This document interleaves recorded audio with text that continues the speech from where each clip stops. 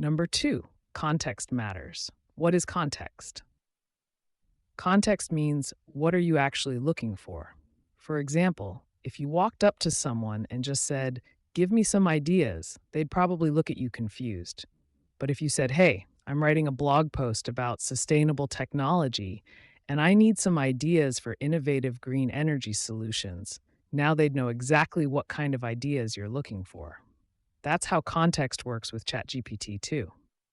When you give it background information like, "I'm writing a blog post about sustainable technology," if you give information in this way, then you're helping it understand what you really want. It's like giving ChatGPT a clue about the topic.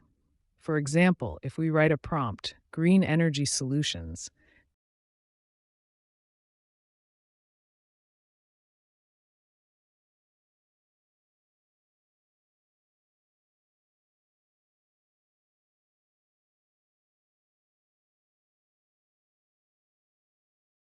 then ChatGPT will be confused and result will be not proper.